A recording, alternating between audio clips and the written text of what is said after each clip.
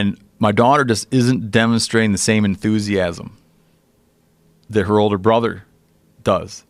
And you try to suss out like the nature nurture question, because I feel like I'm doing the same inputs, Right. but I'm getting different results, and it leads you to wonder.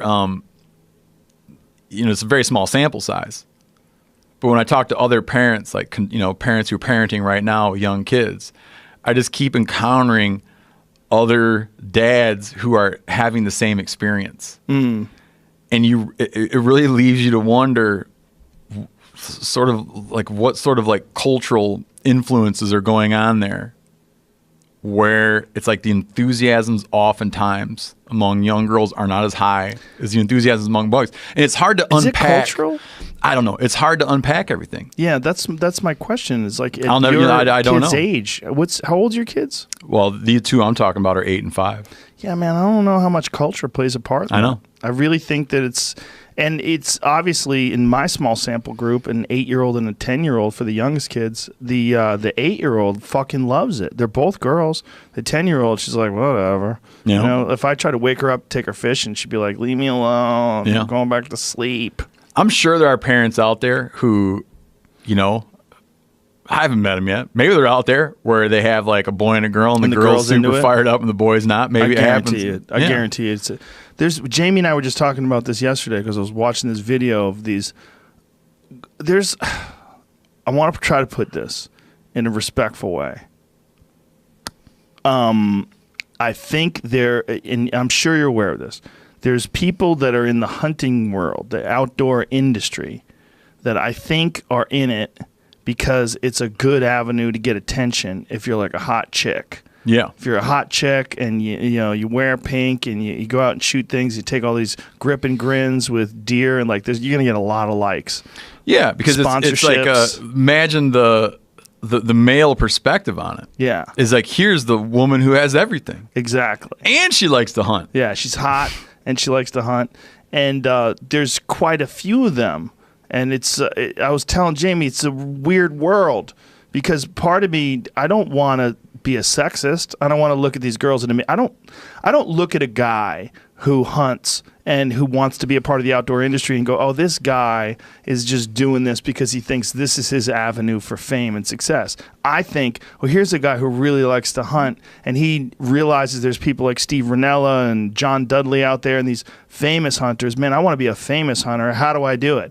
How do I go? Well, I'm going to just start taking Instagram pictures and say a lot of the same shit that they say and sort of, put myself into the cultural norm. I don't think like that with girls.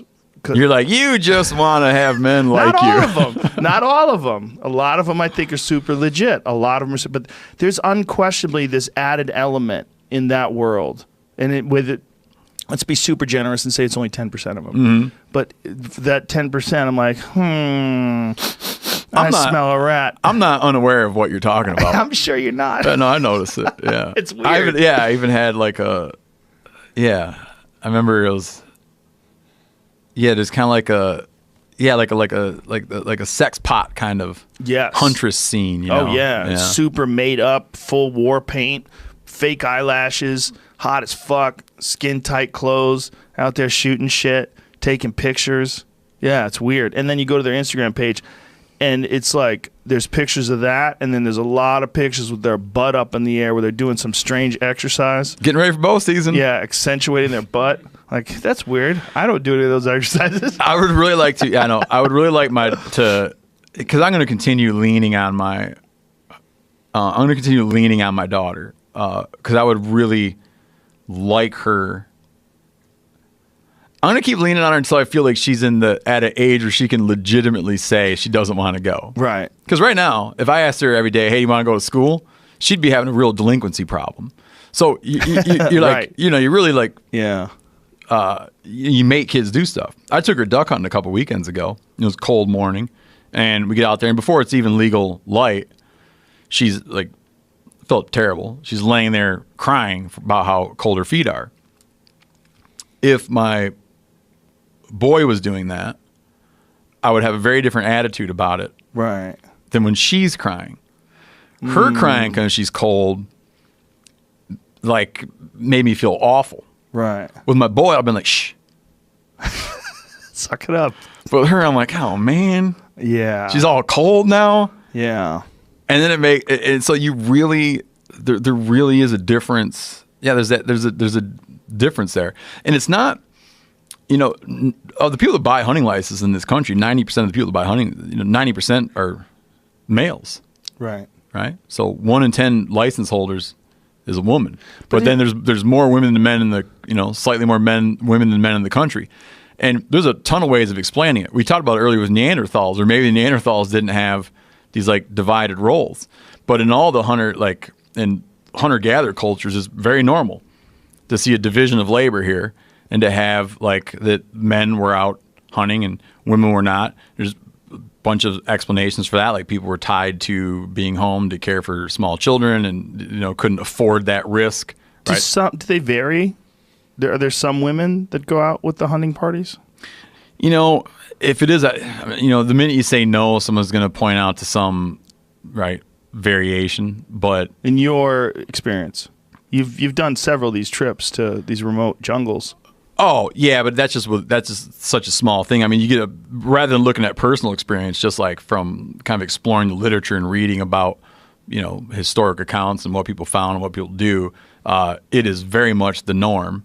It is very much the norm that hunting was, patrilineal descent activity, and all these cultures you go to, like the cult of the hunter is like a male sort of cult.